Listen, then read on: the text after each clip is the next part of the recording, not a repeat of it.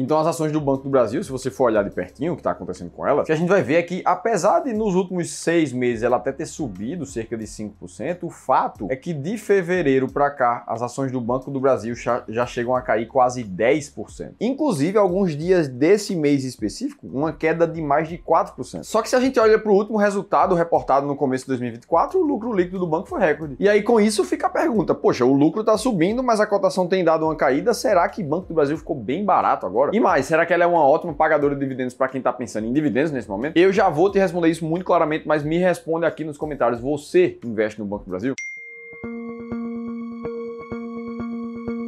Beleza, vamos passar para o que era o contexto do Banco do Brasil antes, como foi os resultados do Banco do Brasil e como é que a gente sabe se faz sentido, se vale a pena investir ou não. Bom, o que a gente vinha vendo do Banco do Brasil era isso aqui, ó, uma notícia de desdobramento das ações, onde cada uma ação que você tinha do Banco do Brasil se transformou, na verdade, em duas, cada uma na metade do preço. E a justificativa do próprio banco para fazer isso era atrair mais os olhares das pessoas físicas, com um custo por ação ali cada vez mais baixo. A questão foi que o mercado, depois que o desdobramento realmente veio à tona, acabou derrubando a cotação dos ativos. Na semana que o desdobramento passou a valer, as ações chegaram a cair 1,9%. Essa é para aquelas pessoas que dizem, quando uma ação desdobra o seu preço, fica muito mais barato e ela sempre vai subir. Não é o caso, as ações do Banco do Brasil caíram nesse momento. E aí o pessoal começou a falar das expectativas do resultado para 2024, projetando até uma alta de 36% nas ações do banco. E a principal razão para isso é que a inadimplência pessoa física para o banco ali ia melhorar pra caramba. E de fato isso aconteceu. Se a gente for olhar essa linha azul do gráfico, a inadimplência de 90 dias, medida pelo Banco do Brasil, teve uma levíssima queda de 2,92 para 2,90. Por mais que pareça uma queda muito sutil, o fato é que a gente vinha aumentando esse número desde março de 2023 e só agora a gente conseguiu reduzir no Banco do Brasil. E aí, olhando para o que saiu no resultado do primeiro trimestre de 2024, de fato, no Banco do Brasil, a gente viu um lucro ali na casa de 9,3 bilhões. O que, quando a gente compara com o começo de 2023, a gente vê uma baita alta ali de praticamente 9%.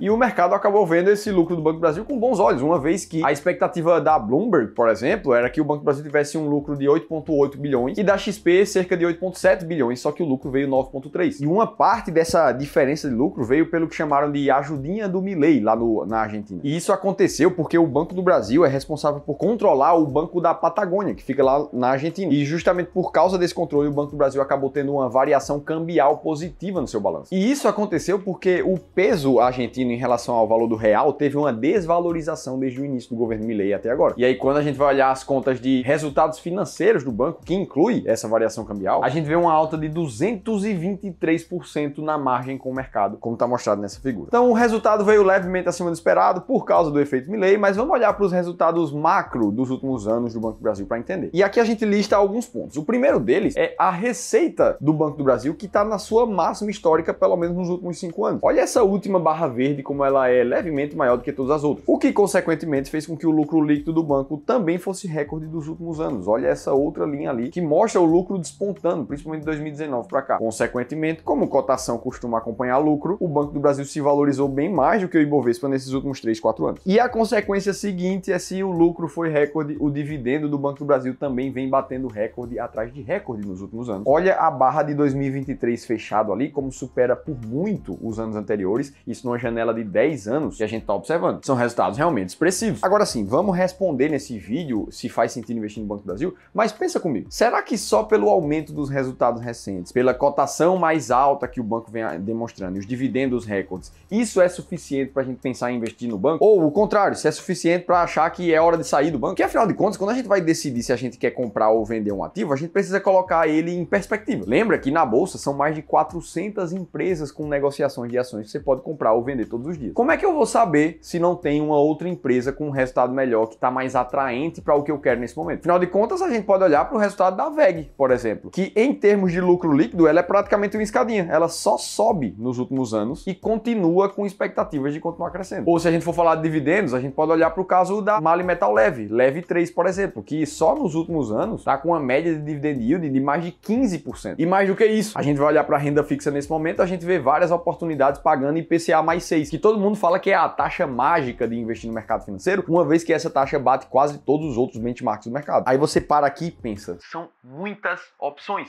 qual é que eu vou escolher para investir? Só que o investidor de verdade, ele nunca pode ficar em dúvida ou com receio de qual é a opção que ele vai escolher para a carteira dele. E é por isso que, se isso ainda não está claro para você, se você deveria estar investindo na renda fixa agora ou até colocando dinheiro em dólar fora do Brasil para correr menos riscos geográficos, muito provavelmente você precisa de uma lapidada na tua estratégia de carteira de investimentos. E é justamente por isso que a gente está oferecendo uma consultoria gratuita de investimentos aqui no Clube do Valor. Um dos nossos especialistas de investimentos certificado que usa as nossas estratégias sistemáticas para investir vai te mostrar a forma que a gente investe mais de 2 bilhões de reais dos nossos clientes de consultoria e gestão. Por isso, se você tem 500 mil reais ou mais, você está elegível para participar dessa consultoria gratuita, é só clicar nesse link aqui em cima ou no primeiro da descrição do vídeo. Beleza, foco na resposta do Banco do Brasil agora, vamos olhar primeiro para os dividendos. E aí, só para a gente entender de fato o impacto dos dividendos, nos últimos 5 anos, a gente vê uma alta de praticamente 9% no Banco do Brasil. Só que, quando a gente olha para os mesmos 5 anos, considerando o pagamento de dividendos nessa conta, a gente vê uma alta, na verdade, de 48% no banco. Agora, como é que a gente decide se ela é uma boa para quem busca investir em dividendos ou não? Aqui no Clube do Valor, a gente usa a estratégia sistemática máquina de dividendos, que basicamente se preocupa com a liquidez dos ativos, que precisa ser acima de 3 milhões de reais por dia, senão ela apresenta um risco de liquidez muito alto. 2, ela precisa apresentar consistência de pagamento de dividendos por mais de 5 anos seguidos, sem falhar nenhum. Muitas vezes, algumas empresas da Bolsa pagam dividendos bons vários anos, depois ficam 1 ou 2 anos sem pagar dividendos. Essas a gente não quer olhar. E por último, a gente quer olhar para as empresas que têm uma maior média nos últimos 3 anos de dividend yield. Assim, a gente vai entender que, na média recente, aquelas empresas são as que demonstram o melhor fluxo de dividendos para o investidor. E foi encontrando as 10 ações mais pagadoras da Bolsa desse jeito que nos últimos 25 anos, a estratégia máquina de dividendos conseguiu uma performance de mais de 21% ao ano. Isso é um baita retorno histórico. Olhando no caso do Banco do Brasil, a gente vê 406 milhões de liquidez média diária, o que é muito mais do que 3. Uma baita consistência de pagamento de dividendos. Nos últimos 10 anos, ele não falhou nenhum ano sequer. Só que quando a gente vai olhar para a média de dividend yield dos últimos 3 anos, a gente vê o Banco do Brasil com um pouco mais de 7% ao ano. Isso coloca ele na posição número 27 da máquina de dividendos, bem distante das 10 primeiras maiores pagadoras da Bolsa. Então essa é a primeira resposta. Segundo a minha estratégia, o Banco do Brasil não faz sentido. Agora, a próxima pergunta é, será que ela ficou barata depois do lucro aumentar e a cotação cair? Para essa segunda resposta, a gente precisa de uma outra estratégia, que não foque mais somente em dividendos, mas que foque sim no preço dos ativos. Para isso, a gente tem a estratégia das ações mais baratas da Bolsa aqui no Clube do Valor, onde a gente considera uma série de filtros e ranqueamento que busca entender, com base numa métrica chamada Earning Yield, quais são as ações mais baratas da Bolsa. E investir assim também se comprovou no passado, uma vez que as ações mais baratas tiveram rentabilidade 5 vezes mais altas do que as ações mais caras. E aí, se a gente usa a planilha inteligente de seleção de ações que a gente desenvolveu aqui no Clube do Valor para olhar para o Banco do Brasil e suas principais métricas, o que a gente vê é o banco com um preço por valor patrimonial abaixo de 1 nesse momento. Além disso, ele está com um preço sobre lucro abaixo de 5, ou seja, o preço do Banco do Brasil hoje vale menos do que 5 vezes o lucro do próprio banco. Isso, em outras linhas, quer dizer que se você investe nele hoje e o lucro continua como está, você leva 5 anos para ter o seu capital de volta do investimento. Um dividend yield atual de 8,2% e um ROI de 22%. Se a gente compara com outros principais bancos do Brasil, a gente vai ver que o preço sobre lucro do Banco do Brasil realmente é muito mais descontado que os outros, ainda mantendo o dividend yield também mais alto do que os outros, o que se repete para o ROI do banco. Inclusive, você pode baixar essa planilha para fazer suas comparações de ativos aqui embaixo gratuitamente também no segundo link da descrição do vídeo. Agora, para entender, segundo o nosso método, se o Banco do Brasil está barato, a gente tem um grande problema, é que não dá para comparar tão facilmente empresas financeiras como os bancos com o restante das empresas não financeiras da Bolsa. Isso porque o balanço dessas empresas é apresentado de forma diferente. E como a gente sempre olha para uma métrica chamada de EV/EBIT, e os bancos, por sua vez, não apresentam o EBIT, que é a geração de caixa operacional das empresas, não dá para comparar diretamente com as outras. E é por isso que o Banco do Brasil e nenhum outro banco nunca vai entrar na estratégia de ações mais baratas da Bolsa. Apesar de, segundo outras métricas como preço sobre lucro e PVPA, ele está sim demonstrando um pouco mais de desconto em relação aos outros bancos. Agora, se você quer conhecer 10 empresas que estão realmente muito baratas nesse momento,